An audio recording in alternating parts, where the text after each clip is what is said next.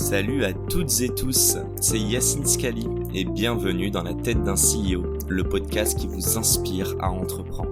Je vous propose tous les lundis une conversation authentique avec des entrepreneurs et des figures hyper inspirantes pour, je l'espère, vous permettre à votre tour de réaliser tous vos projets et impacter notre société positivement. N'hésitez pas à vous abonner au podcast et nous dire ce que vous en pensez en commentaire. Sans plus attendre, je vous souhaite un excellent épisode. Salut à tous, bienvenue dans ce nouvel épisode de Dans la tête d'un CEO. Aujourd'hui, je reçois non pas une, mais deux personnes, encore une fois. Salut Maud, salut Andrea. Salut Yacine. En même temps, synchro. Tous en cœur. Je vais te demander, Maud, dans un premier temps, est-ce que tu peux me parler un petit peu de Gringot et me raconter ce que c'est ? Ouais, bien sûr.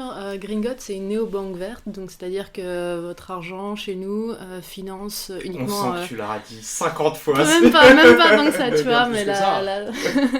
Donc finance la transition écologique. Pourquoi est-ce qu'on a lancé ça ? Parce que quelque chose qui est très peu connu aujourd'hui, mais notre argent à la banque finance massivement encore les énergies fossiles, sans qu'on le sache, et du coup en entretenons. Et du coup on est toute une génération à faire beaucoup d'efforts dans notre quotidien pour essayer de minimiser notre impact sur l'environnement. Et de l'autre côté, on a notre argent à la banque qui finance tout ce qui va à l'encontre de nos valeurs.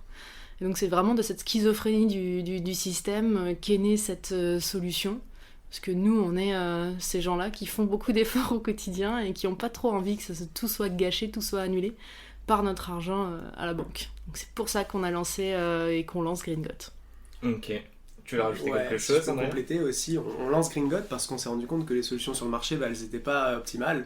Elles étaient souvent trop destinées à une catégorie de la population très niche, on en parlera peut-être après, et on pense qu'aujourd'hui, financer la transition, ça devrait être possible pour tout le monde, et donc voilà, il y a ce besoin et ce manque, c'est pour ça qu'on fait Gringot. Et que c'est un petit peu urgent de la financer. Tout petit peu. Il faut le faire assez rapidement. Bon, on va revenir dessus en de grands détails.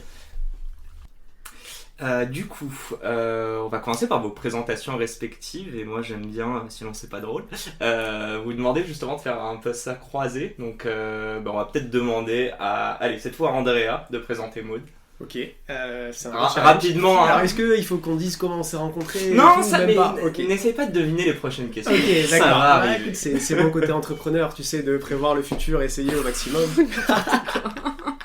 Alors, Maud, elle a 27 ans bientôt, je crois qu'elle en a 26 toujours. Ans, c'est très bien. Elle est de Dijon, elle a fait une école de commerce à Grenoble, et en sortant de son école, elle a bossé dans le luxe, je crois chez Berluti notamment, et un petit peu en start-up aussi, toujours dans la mode. Et puis un jour, elle s'est dit que la mode, c'était bien, mais que c'était pas assez bien, et que du coup, depuis, elle fait de la banque parce que c'est mieux, et elle aime beaucoup le Nesquik. Voilà. Ok, et ça c'est... Faut pas le dire ça. C'est bien la plus grosse info de ce podcast. N'écoutez Placement pas plus. de bruit, c'est Yacine qui nous a demandé de le dire, c'est terrible.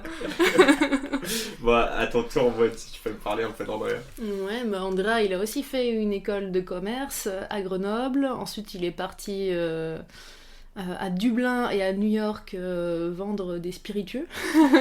Pas bon. Vendre, en tout cas, analyser les ventes et faire qu'elles augmentent, ou en tout cas que tout se passe bien. Et c'est vraiment l'âme écologique du projet, c'est l'expert dans ce sens-là, et c'est lui qui est le chef d'orchestre de toute notre belle équipe pour lancer le plus beau produit. C'est des beaux compliments, ça. Et je trouve que t'es bien. Si t'es pas Nesquik, t'es quoi, toi ? Ouais. Oh, allez, next. Le café, c'est très bien. Petite question pour toi, Maud. J'ai vu sur ton LinkedIn que souvent tu mettais justement official et non-official. Première fois que je vois ça. Pourquoi ? C'est vrai ? Et quand est-ce que t'as fait ça en fait ? Est-ce que c'est suite à Gringot ? Et c'est quoi l'intérêt de faire ça ? Non, c'est avant Même si j'adore. Gringot. Ah ouais, je trouve que c'est fun d'ajouter un petit peu ça dans LinkedIn. Tu vois souvent des présentations en plus qui sont la troisième personne. Ouais, clairement. Mode did that, développe, tout ça. Je voulais montrer un petit peu très légèrement les dessous. Il y a souvent un décalage entre la fiche de poste et ce que tu fais réellement et les vraies expériences que tu en retires, et je trouvais ça fun. En plus, pour mes expériences à New York, je pense que c'était intéressant de montrer qu'il y avait une très grosse partie fête et sortie qui était très importante dans la vie. Donc je pense que c'était important de l'ajouter, je sais pas. Non, j'aime bien en fait quand les choses sont plus légères, quand il y a un petit peu d'humour. Je trouve que tout est plus sympa comme ça et qu'il faut pas se prendre la tête. Ouais, non, mais on le retrouve bien en tout cas sur votre com. On va en parler juste après. Juste pour faire une petite aparté, tu parlais d'une expérience justement, donc je crois que c'est le CIC à New York, c'est ça ? Exactement. Bon, je vais pas lire le descriptif sur ton LinkedIn, mais concrètement, est-ce que c'est à ce moment-là où tu t'es dit j'ai envie de faire de la finance ? Alors en fait c'est drôle parce que le projet il est pas vraiment venu comme ça, j'ai envie de faire la finance, le projet c'est le point de départ, c'est plutôt j'ai envie d'apporter ma pierre à l'édifice pour essayer de changer les choses parce que au début j'ai aucune conscience du changement climatique, enfin on en parle tout le temps, on l'entend partout mais moi je viens de Dijon comme Andrea l'a dit et je le répète souvent, on me disait plus de degrés, plus 3 degrés, à Dijon plus de degrés, plus 3 degrés ça m'allait très très bien, pour moi dans ma tête on passait de 18 à 20 degrés, ça allait être la fête, alors qu'en fait pas du tout. Pas du tout, et c'est au détour d'un podcast en fait que c'est Aurélien Barraud qui disait, qui faisait une petite devinette, qui posait la question aux gens qui écoutaient, quelle est la variation des températures moyennes mondiales qui nous sépare de la dernière ère glaciaire. Donc de l'âge de glace, pour ceux qui connaissent le film, tu vois. Ça d'ailleurs, tu penses à combien de laisser si on te pose la question ? Voilà. En termes de degrés ? Ouais, maintenant, et quand il y avait 1 km de glace sur la France et qu'on pouvait marcher jusqu'à l'Angleterre. Je sais pas, sachant que j'ai vécu au Canada à moins 40. Ouais, voilà, il faisait moins 30. Ouais, 40, je dirais en 60 degrés de différence. Ouais, 60 degrés, bah pareil, tu vois, genre moins 40, plus 20 maintenant, voilà. C'est 5 degrés de différence de moyenne mondiale, tu vois. Okay. Donc quand tu mets ça en perspective, tu comprends ça et que tu te dis, ok, du coup, plus 2 degrés, plus 5 degrés même, ça c'est sur 20 000 ans, hein, ce qui nous sépare. Là, on est en train de dire, depuis la révolution industrielle, donc sur 300 ans, on va augmenter de plus 2, voire plus 5 dans les pires scénarios. Tu commences à te dire, ok, Dijon, ça va pas être fun du tout.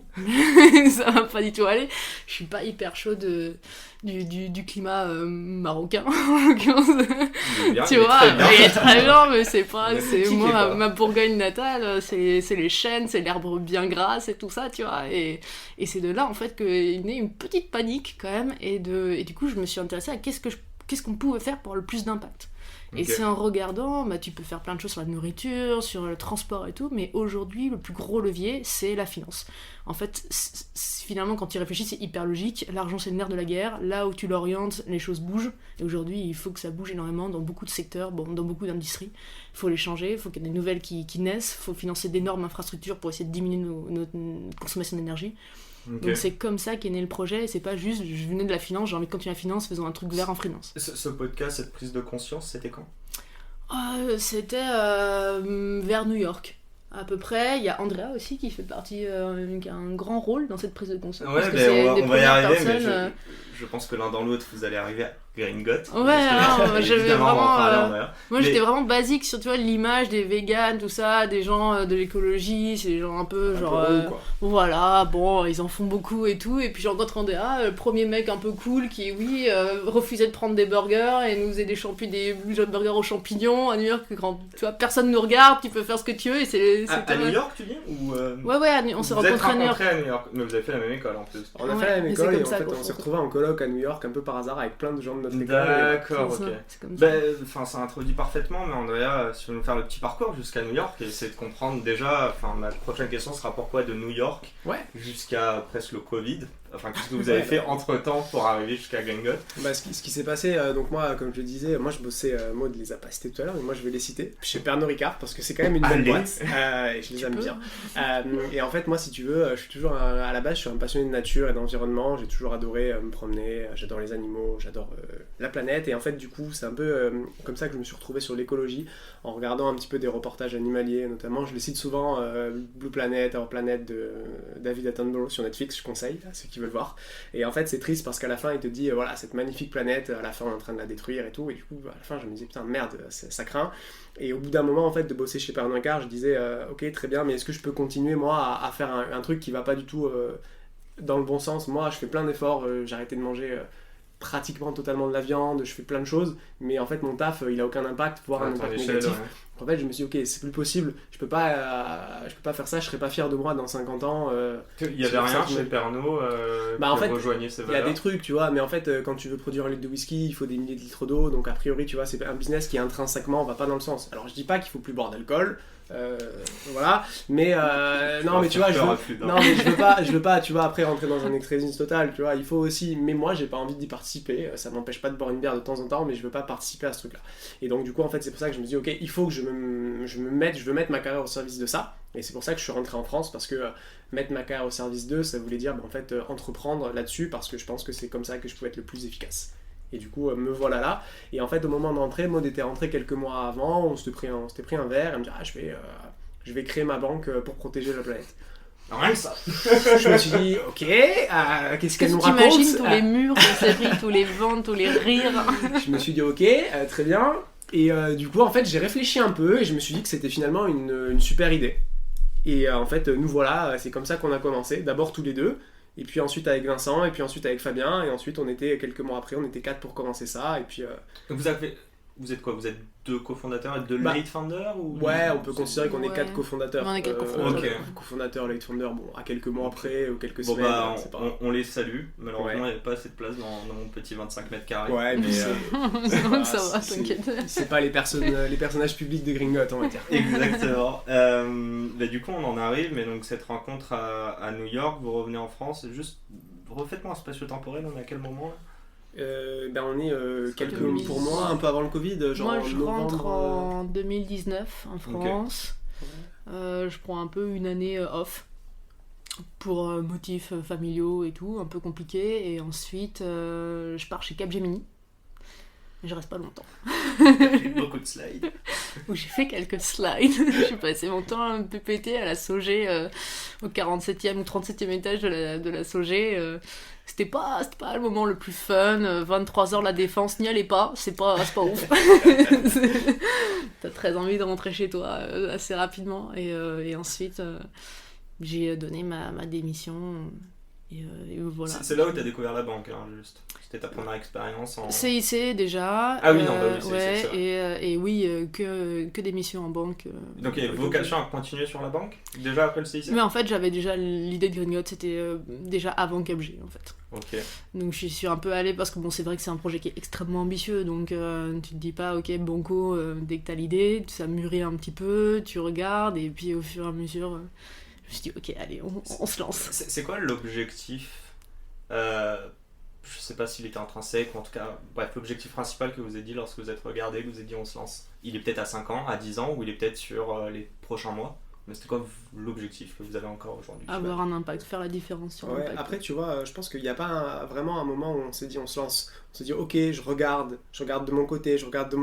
Et en fait, on s'est rendu compte que quelques semaines après, en fait, on s'était lancé, tu vois. Et donc on s'est dit, bon, peut-être que le moment où tu as démissionné, c'était le moment officiellement où on se lance.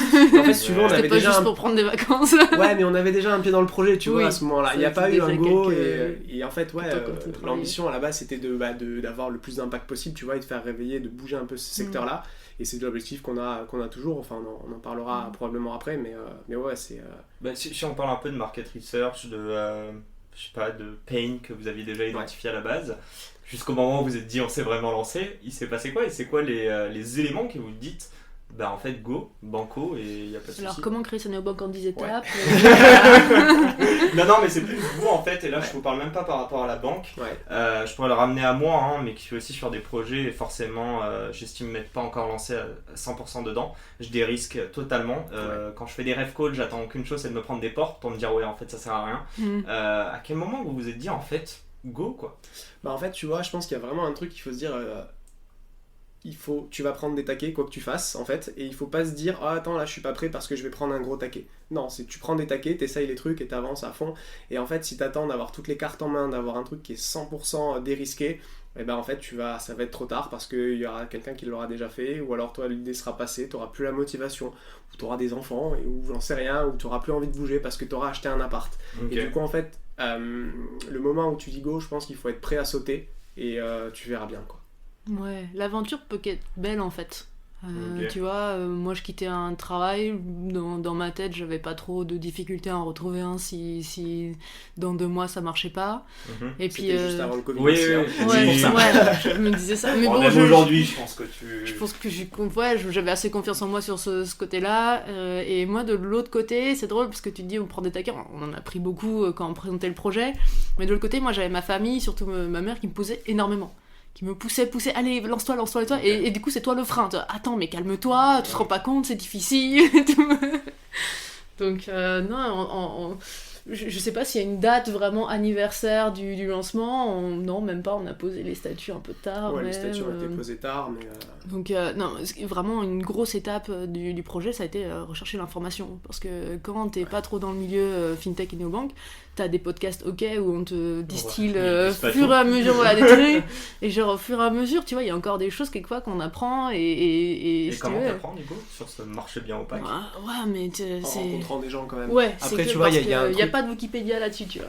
Genre, il y a pas d'article comment monter sa néobanque en 10 étapes, c'est très problématique. Après, à partir du moment où tu as des articles comme ça sur un sujet, c'est que le sujet est déjà mort. Oui, c'est un peu Mais, compliqué. Ouais. on a aussi la chance d'avoir 2 autres cofondateurs, Vincent et Fabien, qui connaissent bien le secteur bancaire. Ok. Vincent très qui est un finance. ancien de l'inspection générale et Fabien qui a fait pas mal de finances aussi côté tech.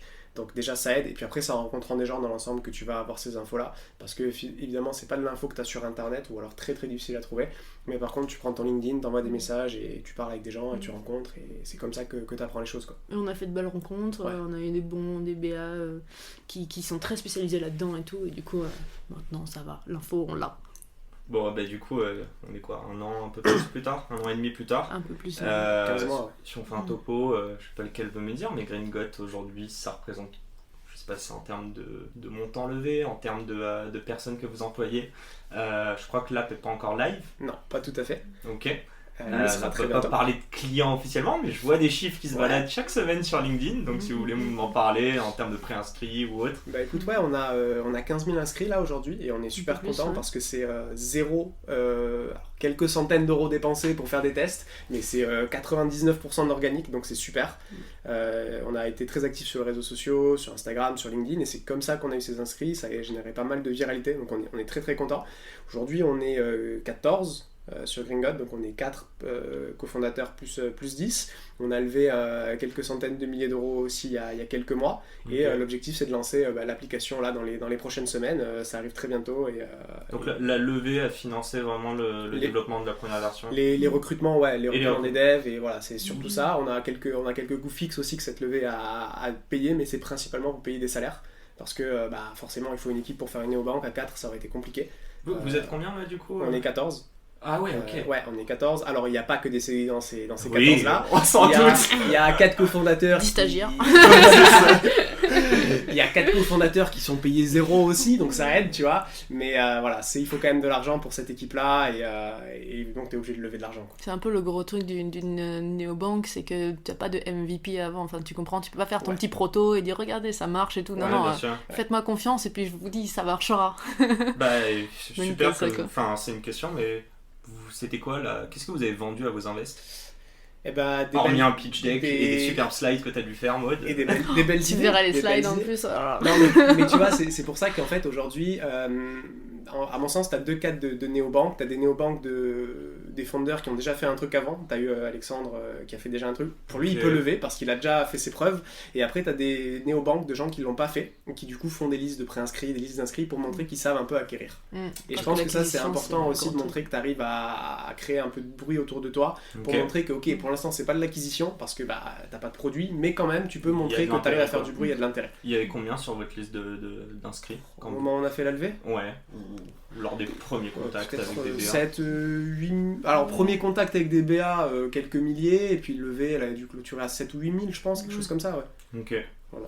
Et 10 000.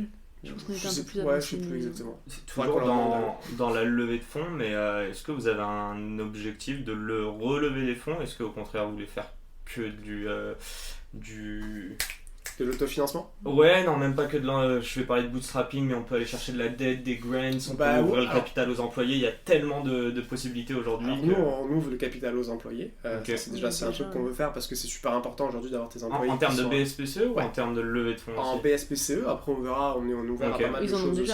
Ouais, ils en ont déjà. L'idée c'est que nous, forcément aujourd'hui, quand tu es en train de voir ce qui se passe aujourd'hui, tu es obligé de lever des fonds. Bootstrapper une néobanque, c'est chaud. Bootstrapper quand tu fais certains types de produits, ça peut aller, mais de la néobanque, il y a tellement d'argent avancé, il y a tellement de frais sur la compliance, sur toutes ces choses-là, la régulation et tout, que tu es obligé de lever des fonds. Donc il y aura d'autres levées de fonds pour Gringot. Après, à voir sous quelle forme elles seront. Est-ce que ce sera des fonds, des BA, du crowdfunding? Et là concrètement, j'imagine que vous avez un plan sans nous communiquer les prochaines échéances, mais c'est quoi? C'est sous 2 ans en gros? Non, c'est avant ça. Ou un petit peu avant quand même. C'est avant ça. Là, on lance Gringot. C'est quand le lancement? Teasons un petit peu. Mais... écoute, le lancement là, il est officially à la rentrée. Allez, vas-y. Il est à la rentrée. Le lancement il est à la rentrée. En septembre, on va lancer Gringot et l'idée c'est d'aller convertir un maximum de tous nos préinscrits qu'on a eu. 15 000 on espère, on est persuadé, et derrière d'aller chercher, quand tout ce beau monde sera converti, entre guillemets, d'aller chercher une nouvelle levée de fonds pour aller en chercher encore plus. Ok, maintenant c'est une question qui m'intéresse aussi, non pas que les autres m'intéressaient pas, mais surtout la stratégie de communication que vous avez eue. Et puis juste avant vous parliez justement de ces 15 000 users, enfin inscrits que vous êtes allé chercher en déboursant presque aucun euro. Déjà, quand est-ce que vous vous êtes rendu compte qu'il fallait peut-être avoir une certaine pédagogie vis-à-vis de ces users? Et pourquoi autant de communication? Ce qui est super, visiblement. Oui, non, mais très rapidement, déjà de 1, nous, pour avoir une connaissance un peu plus profonde du problème, ça nous a pris du temps, donc c'est pas quelque chose que tu vois tous les jours affiché dans la rue, c'est pas quelque chose... En France, tu vois, j'ai fait une école de commerce, j'ai fait prépa et tout, je suis sortie, j'avais à peu près aucune éducation financière, ni voire même bancaire, du système bancaire, comment est-ce qu'il fonctionne, comment est-ce qu'une banque gagne de l'argent et tout, tu vois. Aujourd'hui, on a vraiment l'impression que c'est des bouts qui font les crédits, en fait, c'est l'inverse, donc c'est assez fou le système, comment il marche. Et aussi, parce que la première fois qu'on en a parlé, oui, est-ce que tu sais, ta banque pollue et tout, ah ouais, pourquoi, elle a beaucoup d'ordi. Donc tu vois, voilà, et vraiment une méconnaissance assez forte. Et en fait, on n'y pense pas du tout de notre argent à la banque. Il dort, on a l'impression qu'il dort, qu'il est dans ses murs et qu'il nous attend, tu vois. Alors qu'en fait, non, il a une vie assez ouf. Hein. Il fait plusieurs allers-retours en avion, il fait plein de choses et tout. Ah ouais, non, il est incroyable. Et sans que ça nous rapporte quoi que ce soit, tu vois, que ce soit sur le fossile ou que ce soit sur du vert, techniquement, ton argent... pour toi ça sera toujours le même montant sur ton compte. Donc on s'est rendu compte qu'il fallait, c'était même une évidence dès le départ, qu'il fallait absolument éduquer sur la problématique. Et puis on part quand même sur 2 sujets qui sont très lourds, à savoir la finance et l'écologie. C'est pas les sujets sympathiques que t'écoutes le dimanche matin en prenant ton café, tu vois. C'est vraiment ceux, quand t'es coincé, il faut que je m'y mette, tu vois. Ouais, bien sûr. Donc ramener un petit peu de légèreté, c'était extrêmement important. Okay. Ça se caractérise comment votre strate de communication? Je sais pas, c'est un post tous les jours, c'est posté sur quoi? Est-ce que c'est que Gringot, est-ce que c'est d'autres choses? Non, c'est sur nos profils, le mien, j'essaie de l'activer un petit peu, les personnes de l'équipe... La meuf est partout sur LinkedIn. Quel de ouf en ce moment. Quand j'ai des choses à dire, je le dis, et puis quand j'ai plus rien à dire, je le dis plus, tu vois. L'idée c'est pas, tu vois, de noyer le truc non plus et de saouler les gens. Le but c'est de montrer à la fois de faire de l'éducation, comme Maud le disait, parce on résout un problème que les gens savent pas vraiment qu'ils ont. C'est un problème que la planète a, que les gens ont, et qui vont le savoir. Et d'ailleurs il y a plein de rapports et c'est un truc qui prend de plus en plus d'importance, ça commence à se savoir, mais il y a 1 an c'était pas le cas.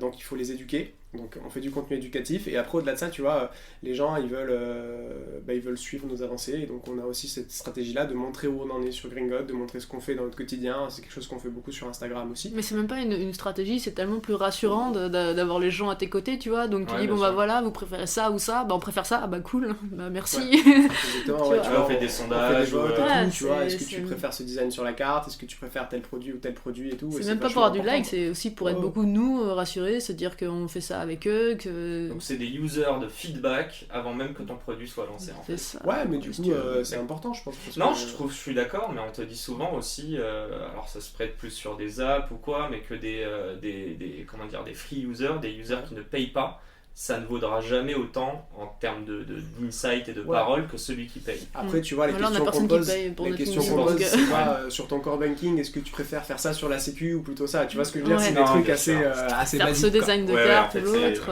C'est une vision globale de base que vous vendiez. Mais en tout cas, on n'a pas d'objectif de post quotidien ou par jour et tout. C'est vraiment quand il y a des l'actualité, quand il y a des choses, pas spammer les gens, pas avoir justement des trucs genre il nous faut une newsletter une fois par semaine. Non, quand on a des choses à raconter, on vous les envoie. Et puis si vous voulez nous parler, on répond à tous les messages, on est là. Tu vois, c'est vraiment pour être tous ensemble, parce qu'on a un projet qui est tellement, qui est quand même très ambitieux. C'est tellement plus sympa de sentir que t'en as d'autres à côté de toi, d'autres personnes que tu connais pas, qui sont ni ta famille ni tes amis, qui aiment le projet, qui le publient, qui en parlent, qui veulent faire ces choses avec toi, tu vois. Genre il y a pas longtemps, on a créé un groupe d'ambassadeurs parce qu'on avait une telle demande de gens qui voulaient absolument participer au truc, tu vois. Genre le nombre de candidatures que je reçois. 400 demandes, on pense en avoir 20, on en a eu 400. Quand vous demande, c'est participer. En fait, on a devenir ambassadeur. On a envoyé un mail pour dire aux gens, voilà, on recrute des ambassadeurs pour parler un peu de Gringotte et tout. On a eu 400 demandes et on s'est dit, waouh, qu'est-ce qu'on fait avec ça, quoi. Vraiment, on s'y attendait pas. On a reçu en 5 minutes, on avait 15 mails, on s'est dit, waouh, ça va être chaud. Et donc, on a eu énormément de demandes et du coup, c'est trop cool Ouais, c'est trop bien. Mais du coup, c'est super de recevoir autant d'amour, tu vois, parce que on reçoit tous les jours des messages, j'adore ce que vous faites, c'est super et tout, continuez et tout, et ça nous fait. Parce qu'il y a des dons aussi, hein, tu vois, il y a des journées où c'est genre oh là là, et puis ensuite, si tu vois des petits commentaires, des petits likes, ça prend une dimension folle dans ta tête, quoi. Pour parler un peu de management, déjà, c'est quoi vos rôles respectifs dans la boîte? Moi, je suis le CEO. Moi, je suis la CMO. CMO, ok. CMO, CCO, tout ça, quoi. Et bon, après c'est des titres, mais en réalité, qui gère les teams, qui partage la vision, comment ça se passe parmi le titre LinkedIn? Maud, elle a vraiment tout sur tout ce qui va être communication, marketing. Alors de temps en temps, il m'arrivait de mettre 1 ou 2 veto sur certains trucs, mais c'est elle qui gère la façon dont Gringotte communique et l'image que Gringotte va avoir. Après, moi, je vais être plutôt sur tout ce qui est un peu plus vision, sur tout ce que on veut aller, là où on veut aller dans quelques années. C'est moi aussi qui va gérer tout ce qui est un peu plus chiant a priori, comme l'admin, la compliance, le recrutement, en tout cas, voilà. La logistique, c'est pas mon fort. Disons qu'on va avoir, tu vois, si je peux un peu caricaturer, Maud, c'est un peu l'électron libre qui fait un peu ces trucs, qui crée une image, qui essaie de faire un peu donner une image sympa à Gringotte, et moi je vais un petit peu ramener de la rationalité derrière, tu vois, en étant, comme Maud le disait, entre guillemets, la caution écologique, ou alors sur toutes ces parties un peu plus, un peu moins fun, quoi. Ouais, t'es chef d'orchestre, quoi, vraiment, je trouve. Et comment ça se fait que ce soit alors, je sais pas, c'est le violoniste ou le pianiste qui fait les plateaux télé? Premier violon, je veux bien. Et le chef d'orchestre. Parce qu'il a trop de taf. Non, mais en vrai, il y a une vraie stratégie derrière. En vrai, on équilibre. Hein. Je fais quand même pas mal de podcasts et tout. Alors, t'as fait 1 ou 2 télés cet été parce que moi j'étais en Corse et que je pouvais pas y aller. Mais sinon, non, on équilibre. Alors, c'est vrai que t'as eu jusque-là été plus mise en avant, très probablement. Mais je pense que le but c'est un peu d'équilibrer et que Gringotte, je suis le CEO, mais. Quand il faut trancher, c'est moi qui tranche, mais sinon je pense qu'il y a 2 têtes, en tout cas pour le grand public de Gringotte, peut-être Maud un peu plus, mais je pense que moi aussi je suis assez... Après on est au stade du projet où on est vraiment 4 cofondateurs, où on parle vraiment de tout, tu vois. La vision, c'est pas Andreas sur un papier, c'est notre vision, tu vois, c'est tous les 4, là où on veut aller. Bah oui, bien sûr. Ouais, bien sûr. Genre moi je me vois pas prendre une décision sans au moins avoir pris l'avis de tout le monde. Après il faut trancher, il m'arrive de trancher, mais franchement on est dans 95% des cas d'accord, tous les 4 quoi. Et alors en tant que CEO, c'est quoi là où les métriques que tu regardes au quotidien? Alors au quotidien, aujourd'hui on en parlait, c'est difficile de parler de métriques tant qu'on n'est pas lancé, tu vois, parce qu'aujourd'hui c'est, voilà, mais ça va être le taux de préinscrit qu'on va avoir. Aujourd'hui c'est vraiment des métriques qui vont être basées sur la com, sur l'acquisition d'inscrits, l'acquisition de followers sur certains réseaux, des taux d'engagement sur certains posts, sur ce genre de choses là.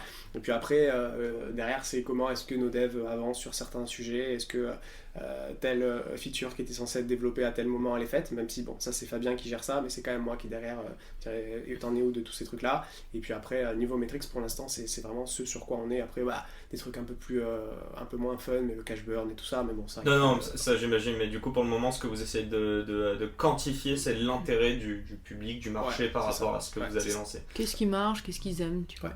Toi, t'as des métriques que je regarde en plus de ça ou pas? Bah, moi en ce moment, les vues sur nos TikTok. Ah, vous avez un compte TikTok? Ouais, Ok, en ce moment, on se lance un peu dans la vidéo et tout, ça marche bien. On a quelqu'un. J'ai envie de dire, mais je suis presque sûr que c'est toi qui te mets en scène. Mais même pas. Même pas, Même non, pas même du tout. Tu ne connais pas notre troisième visage des réseaux qui s'appelle Emeline. Ok. Je suis sûr que si qui tu la sur suis nos sur Reels. Instagram, t'as dû la voir. Et pour le coup, sur Insta, il n'y a Non, que elle mais hein, moi, sur je le suis truc. très Hein. peu sur Insta et pas du tout sur Elle est TikTok. très forte Donc, en vidéo, un peu drôle et tout. Old Et, school.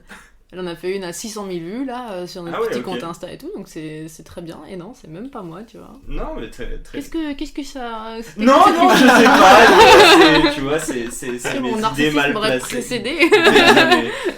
Je m'excuse en tout cas auprès d'Emeline. Aucun no, problème. no offense. On va parler de choses un peu moins drôles. La compétition. C'est drôle la compétition. Bah justement, en fait, c'est une première question. J'ai l'impression qu'il y a eu plein de boîtes qui se sont lancées en même temps que Ouais. vous. Bon, sans les citer, mais j'en ai quand même au moins 2 ou 3 en tête, en France, à Paris. Ouais. Vous les avez accueillis comment, ces lancements, qui sont arrivés plus ou moins au même moment que vous? Et je vais laisser la place pour ma deuxième question après. Mais déjà, comment ça a été accueilli tout ça? Bah, On avait le bazooka derrière. Non, mais est-ce que ça vous a fait peur? Est-ce qu'au contraire, ça vous a motivé en vous disant que le marché était de plus en plus...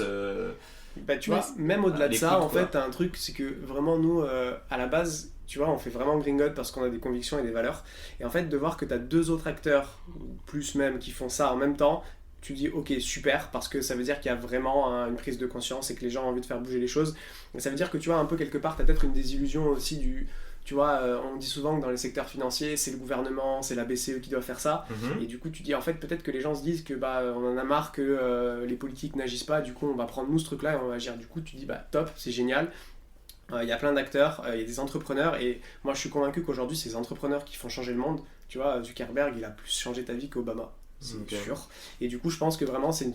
Ouais, je te Ouais, vois- non, bah moi non, je suis pas américain, Ok. après ça dépendrait à quel tu américain. utilises Facebook, Moi, à tu titre utilises Instagram. perso, totalement, et même, Voilà, même même- si je les utilisais pas Ouais. d'une part ou d'autre, enfin même WhatsApp, je l'utilise depuis je sais pas combien d'années, donc non, je vois ce que tu Et veux je pense dire. que du coup, bah, c'est super de voir qu'il y a des entrepreneurs dans le secteur. Tu vois, on a toujours Mhm. dit, de voir qu'il y a des gens a priori smart qui se mettent sur l'impact et sur la finance à impact, c'est une super nouvelle.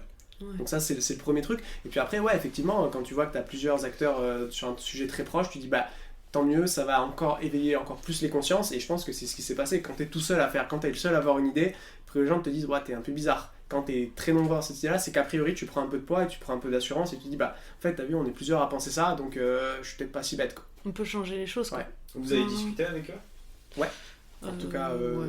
Avec Un un plus peu. qu'avec l'autre. Ouais. Mais ouais. Est-ce qu'il y a eu, je sais pas si c'est des rapprochements, mais est-ce que vous avez vu des différences dans votre value proposition? Ouais, on aborde les choses de manière différente, ça c'est sûr.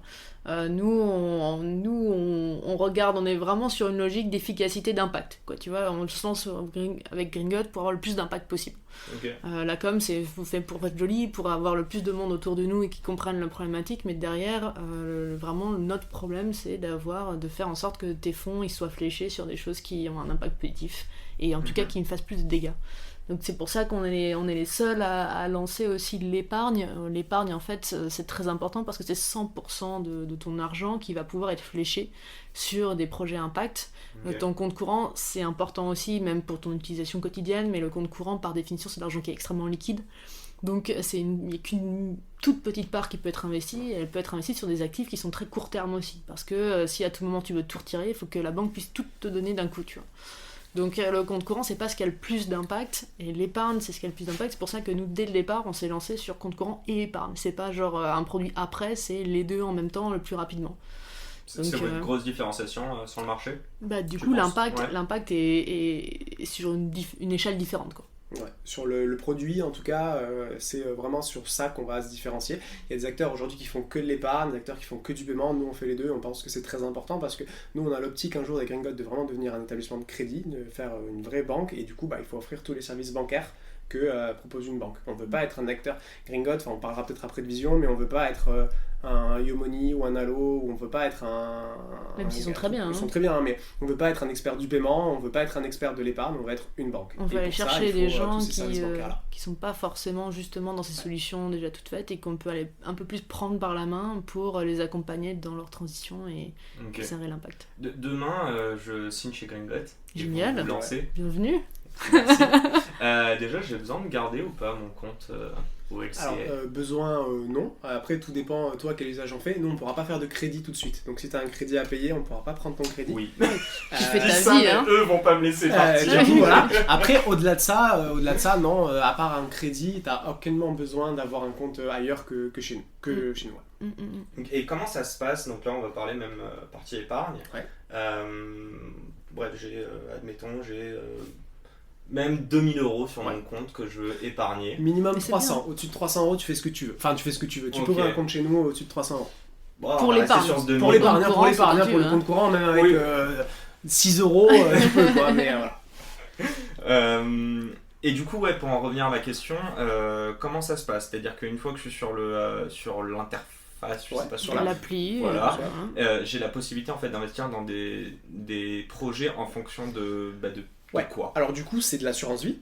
Cette assurance vie là c'est des fonds, donc nous l'idée c'est qu'on va te faire un truc qui est assez traditionnel dans l'industrie, c'est qu'on va te poser des questions pour te connaître, pour déterminer un profil d'investisseur, pour déterminer aussi quelles sont tes préférences environnementales. Est-ce que tu préfères investir sur des transports bas carbone ou alors plutôt sur une meilleure gestion de l'eau, des forêts, tout ça. On pose plein de questions et à la fin de ça on te propose plusieurs portefeuilles, donc t'en conseilles un. Si ça te va pas, tu peux prendre un des autres qu'on a sélectionné pour toi et là t'investis. Et donc tu vois, l'avantage de ça, c'est que contrairement, tu vois, à du crowdfunding ou à d'autres acteurs, c'est très bien le crowdfunding, mais là ça reste liquide. C'est-à-dire que tu peux récupérer ton argent en 72 heures.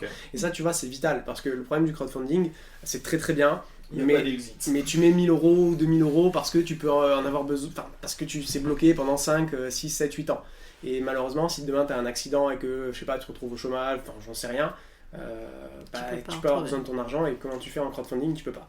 Et donc ça, c'est l'avantage aujourd'hui d'un produit plus liquide, tu vois. Quand on parle de finance, on parle souvent de un triptyque liquidité, rendement et risque. Nous, on rajoute soutenabilité. Et on pense qu'aujourd'hui, l'assurance vie, c'est ce qui nous permet d'avoir le curseur le plus élevé dans chacun de ces quatre. Enfin, pas en risque, du coup, plus bas. Mais, voilà. Et en termes de... C'est quoi je sais pas s'il y a des features que vous aimeriez faire apparaître sur l'app. Je sais pas s'il y a même une sorte de dashboard au début où on te dit avec ton compte actuel, voilà combien tu as sauvé en termes d'émissions de carbone ou autre. Il y a carrément ça. Carrément. En fait, l'appli, ça va être comme ta néobanque actuelle, plus ou moins, tu vois, avec tous les trucs très pratiques qu'on adore, bloquer, débloquer sa carte, des frais cool à l'étranger, tout ça. Et ensuite, tu auras toute une partie de l'appli sur ton impact, tableau de bord d'impact, où tu verras concrètement ce que toi t'as permis de faire, donc en termes de CO2 non émis, en termes de mètres carrés de forêt préservés, où ça, avec qui, en termes de kilowattheure d'énergie propre et renouvelable produit grâce à toi, enfin tout ça, tu pourras le découvrir directement depuis ton app et tu pourras découvrir vraiment ton impact très personnel. Après, on aura aussi l'impact de toute la communauté, puisque là, c'est intéressant aussi de voir, parce que plus on aura d'impact, c'est pas juste toi qu'il faut regarder, mais vraiment l'ensemble. Mais on aura toute cette partie-là qui sera assez importante, et en plus de ça, parce qu'on adore les features, tu pourras aussi voir en fait l'impact de tes dépenses. Donc c'est-à-dire que si tu vas faire tes courses à Carrefour et tout, t'as dépensé tant, t'as acheté ça, et ben ça a émis, on imagine, tant de grammes de CO2. Du coup, sur ton mois, tu pourras voir, tu vois, tout ce que tes dépenses ont engendré comme émissions de gaz à effet de serre. Et d'autres métriques, et histoire de pas te dire que t'as un compte Gringot, c'est fini, je m'en fous, je peux faire ce que je veux. Non, c'est toujours mieux de pas acheter ton pot de Nutella qui a fait 3 fois le tour du monde, voilà. Ok, sans parler de l'huile de palme, non, là ça me vient, est-ce qu'il y a vocation par exemple à faire, je sais pas si une API avec Yuka ou d'autres, mais tu vois, ce genre de boîtes justement qui vont analyser ton impact sur des produits que tu vas acheter, Bon, je sais pas si c'est Yuka, hein, le bon élève, ou je sais qu'il y en a d'autres. Alors, hein, Yuka, aujourd'hui, ils sont beaucoup sur plutôt les valeurs nutritionnelles de tout ça. Ouais. Après, tu as d'autres acteurs du style Greenly ou Carbo qui font ça. Nous, on travaille avec d'autres acteurs que eux. On n'a pas forcément vocation à faire une API comme ça tout de suite.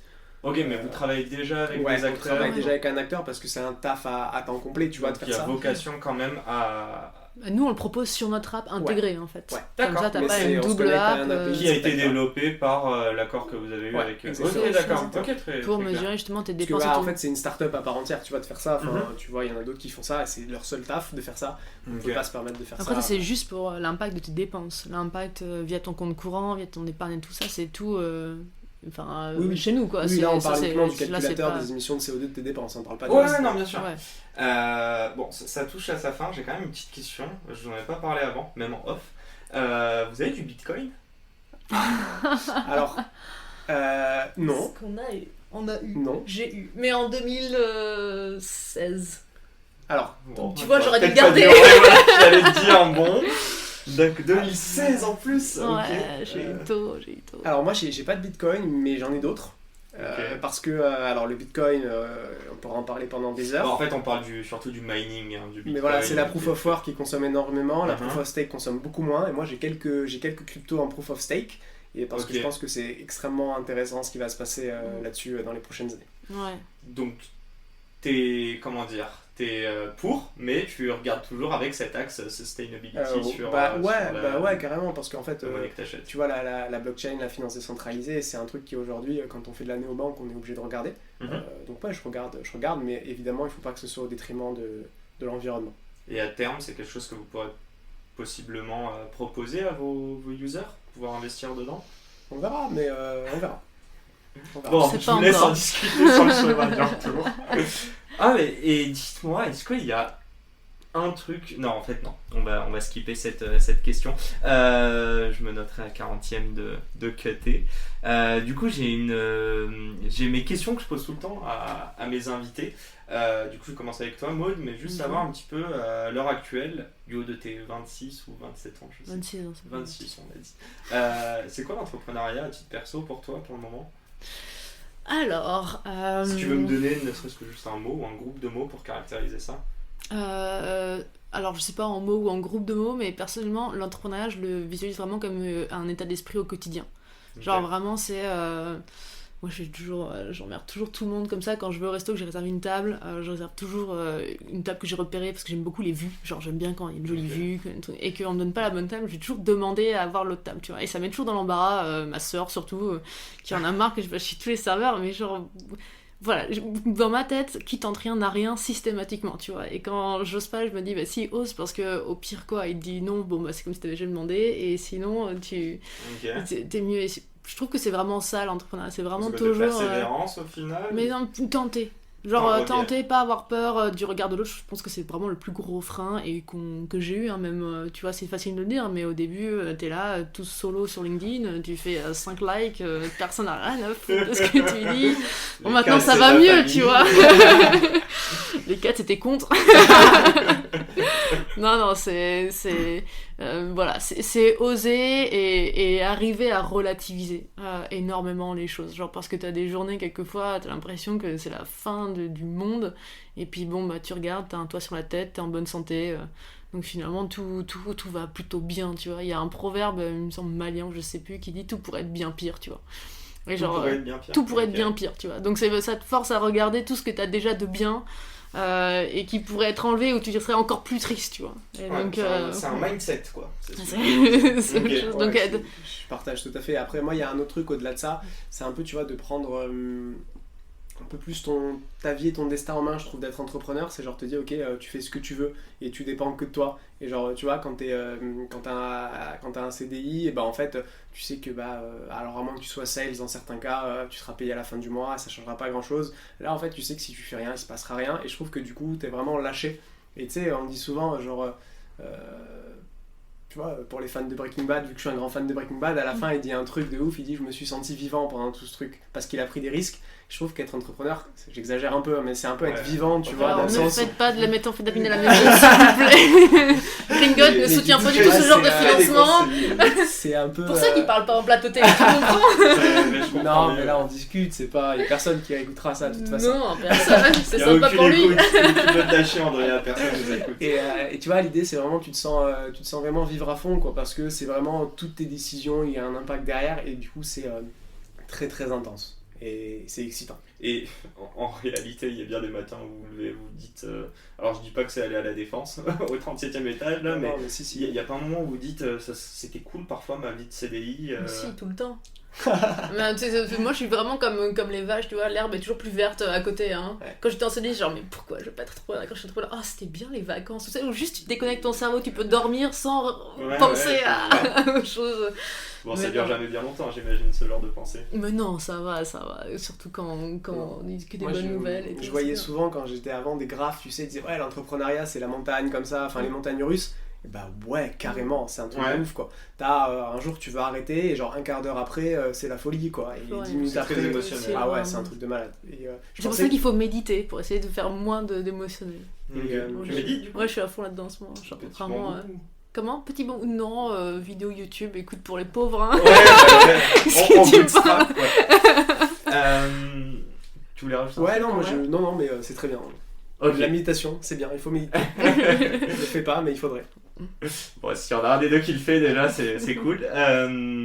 Deuxième question, si vous pouviez choisir un board member, vivant, mort, fictif ou réel.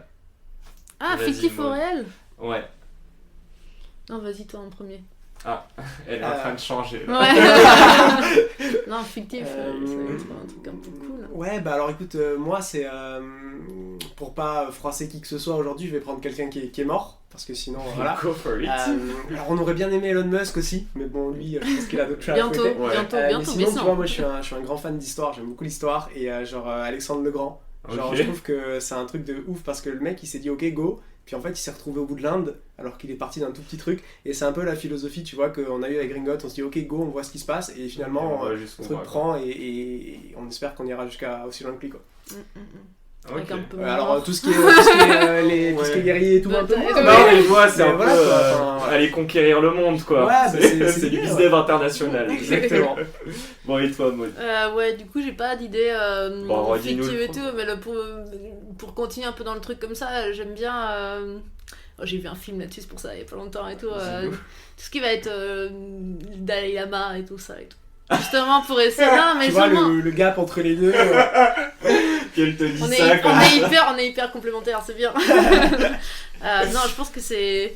Je te dis C'est vraiment. quoi? C'est de la sagesse qu'il faut? Mais ou non, pas de la sagesse, mais vraiment arriver à relativiser les choses. Je te disais en Ok. 2019, j'ai pris un an pour être avec ma famille parce que un membre de la famille qui est très gravement malade et tu te rends compte que c'est la chose la plus importante que tu as, c'est ta bonne santé, c'est un toit sur la tête, c'est l'amour de tes proches et tout. Et genre, quelquefois, tu prends tellement à cœur des mauvaises nouvelles ou des trucs, t'as l'impression que t'es une merde, t'arriveras à rien et tout. Et puis, tu vois, essayer de prendre de la hauteur, vraiment de prendre un autre point de vue, de relativiser et tout, ça pourrait sauver beaucoup de nuits à refaire le monde et à se détester et à se dire pourquoi j'ai pas fait autrement et tout ça, tu vois. Genre, relativiser, je pense que c'est très important pour la santé mentale de l'entrepreneur, Ouais, qui bah, peut être quelquefois Je suis bien d'accord. un peu tiraillé, quoi. Si, je pense que beaucoup d'entrepreneurs qui nous écoutent, et du coup, si vous aviez peut-être un dernier mot à leur adresser, alors non pas comment monter sa néobanque en 10 étapes, mais tout simplement à des personnes qui ont un peu, comme je vous disais, même moi, hein, si vous vous adressez à moi qui n'attends qu'une chose, c'est de me prendre des portes pour pas me lancer dedans et continuer mes entretiens. Mais vous, en tout cas, qu'est-ce que vous auriez aimé entendre à l'époque où vous posiez la question de vous lancer?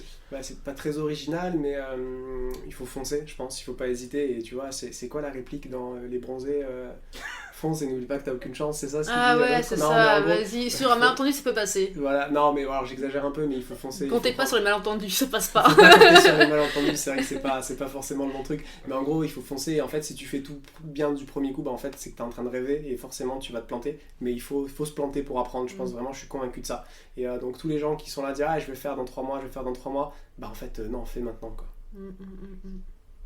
C'est pas très original. si je suis Non, mais désolé. c'est un beau mot de la fin. Je pense que les gens qui nous écoutent prennent un petit coup de pied au cul, comme on dit. Tu parles de non, toi mais là on en parlera plus tard. J'ai juste, non, j'ai oublié. T'as pas enregistré Si. Ça aurait été ballot, ça. Non.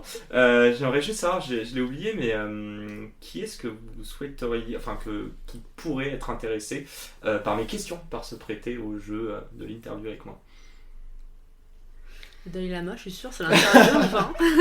Elon Musk, Dalai Lama, aussi, hein. j'ai envoyé des mails, mais non. Ah mince. Non, mais je sais pas s'il y a des personnes dans votre réseau d'entrepreneurs. Bah écoute, Ça peut être de jeunes entrepreneurs comme vous aussi. Hein. Aujourd'hui, vu que t'as fait Alexandre Pro, t'as fait encore de la néobanque avec nous, il y a peut-être Vincent Joanne de Vibe qui pourrait peut-être être intéressé. Ouais. Comme ça, tu seras un expert de la néobanque après ça. Ouais, tu pourrais peut-être avoir ton article Comment créer ta néobanque en 10 points. Je te le partagerai, moi. Sinon, moi, j'ai une amie entrepreneur qui se lance là, qui est au tout début, donc qui est une femme CEO en plus, et qui pourra peut-être te parler justement peut-être des doutes et de comment on se lance. En plus, elle a pris le défi de développer son app en no-code pour son MVP et tout. Donc, voilà, quelqu'un qui n'a pas froid aux yeux. Du coup, c'est quelle boîte?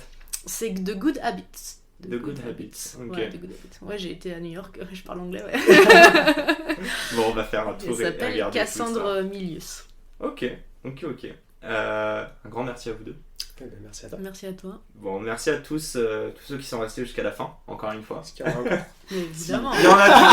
Il y en a toujours. À très bientôt et encore merci, Maud et Andrea. Ciao. Merci à toi. Ciao.